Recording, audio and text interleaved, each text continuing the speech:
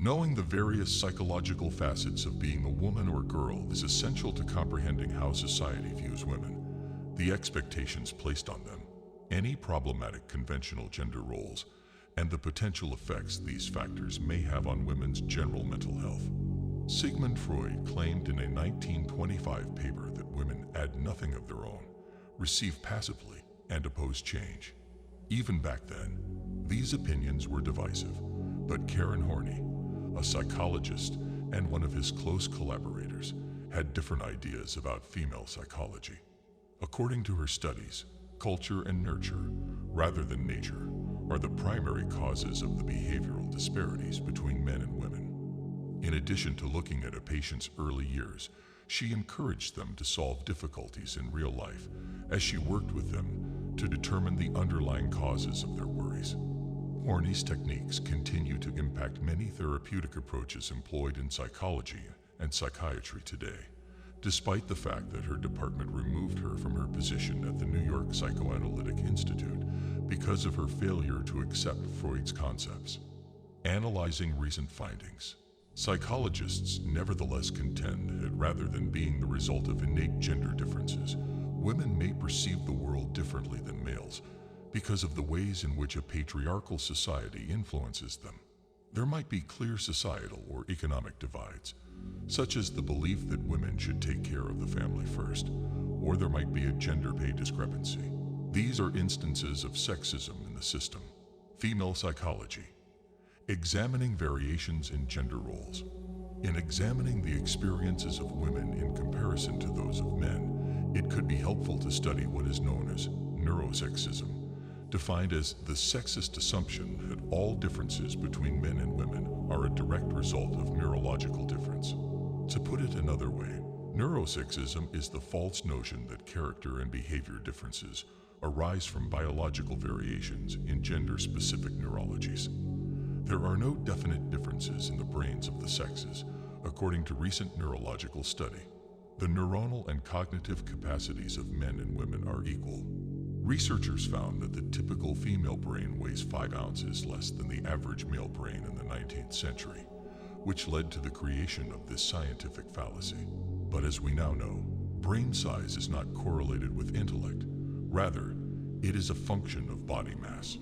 Moreover, a study discovered that there were no intrinsic gender differences in children's earliest numerical abilities.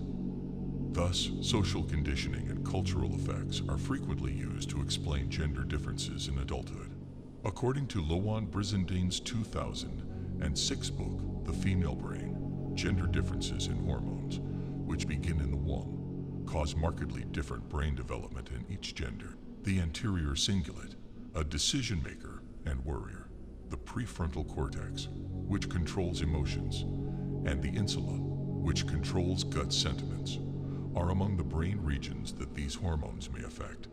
Brizendine thought that variations in conduct and character might be explained by these variations in the brain. Although Brizendine's book was well received, its hypotheses received harsh criticism from scientists and book reviewers. The absence of scientific research in the book was disputed by the New York Times, the Washington Post, and a number of other scientific publications. Brizendine acknowledged males and females are more alike than they are different. In reaction to the criticism, we are the same species after all. While some may argue that there are distinctions between the sex-related differences in brains, scientific study actually reveals more similarities than differences. Sitting at a desk with his right elbow resting on the surface, a man with a blue shirt and black-rimmed spectacles is staring off into space with his left hand on his laptop and his chin resting on his right hand. Exists a type of female personality. Different genders may use the same set of qualities to construct their own personas. For instance, many of us may have been impacted in our early years and beyond by our parents and siblings. As a result, personality types may not differ much between genders, but children may be raised to value distinct qualities more than others. Researchers frequently utilize volunteers that are both male and female and who have the same personality inventories when studying personality. The subject of female psychology has been the subject of numerous research investigations. Companies frequently support the administration of this test in the workplace because they may feel that particular personality types are more successful or appropriate for particular roles than others. But there has also been ethical debate regarding the application of these tests. The ESTG types were more prevalent among graduates of the U.S. Naval Academy, according to a study conducted by the U.S. Navy to determine which women would succeed there. Nonetheless, dropouts were more likely to be ISFP and ENFP types. Overall, though, the researchers discovered that Myers-Briggs was not a reliable indicator of a student's likelihood of success at the Naval Academy. Moreover, gender is not a focus of Myers-Briggs. If both men and women answer the same way, the test findings will be the same. Over the past 10 years, the alpha theory has gained significant traction. It is well liked in publications, online, and in certain scientific studies.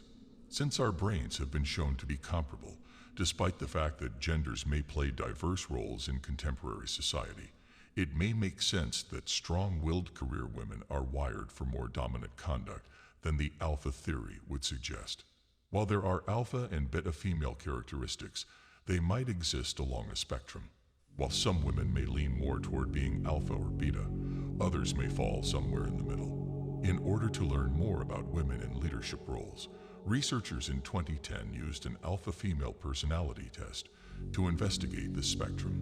They discovered that traits such as strength, leadership, and low introversion were positively related to emotional intelligence and self-esteem. According to research published in the Harvard Business Review in 2019, women outperformed males in the majority of leadership qualities that are typically associated with alpha traits. Even with all the progress women have made in all fields, some people continue to view women as weak, homely, or decorative. It's possible that a lot of people only view women as moms or as objects of sex. As a woman, coping with these prejudices could potentially have a disastrous psychological effect. In contemporary society and culture, it may be crucial to acknowledge women as distinct individuals with special abilities, concepts, and driving forces. Everyone can be impacted by stereotypes. Men are likewise subjected to damaging presumptions that breed stereotypes and have unfavorable effects. These preconceptions, meanwhile, are distinct and do not lessen the prejudices that women encounter.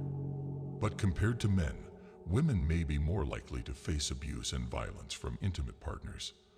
The leading cause of injuries for women in the U.S. is this kind of violence, and the data regarding the most vulnerable women can provide significant information. Research indicates that women who experience abuse have an increased risk of health issues, such as cardiac difficulties.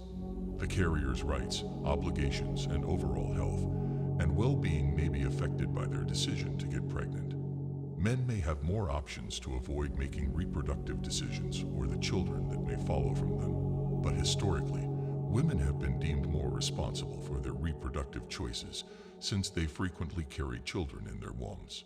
They also frequently face pressure to put the rest of their lives on hold in order to become mothers and have children. Additionally, they could experience shame for keeping up their profession after having a child. Depression among women.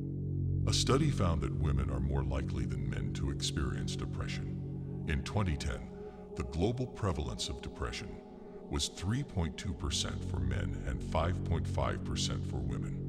Researchers have examined how depression varies between genders and have discovered that, when it came to depression, women exhibited more internalizing symptoms while males had more externalizing ones. Hormonal changes cause depression in women more often than in males, yet women received very few treatments specifically tailored to their needs. These problems could play a role in women's increased anxiousness. Furthermore, research indicates that women are 2 to 3 times more likely than men to experience PTSD, frequently as a result of physical and or sexual assault.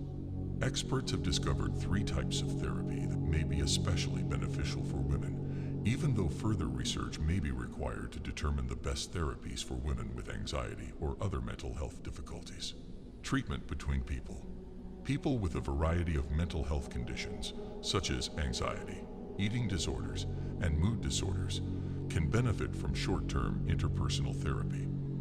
Additionally, it has been shown to be beneficial for those experiencing other mental health crises, postpartum depression, and depression during pregnancy.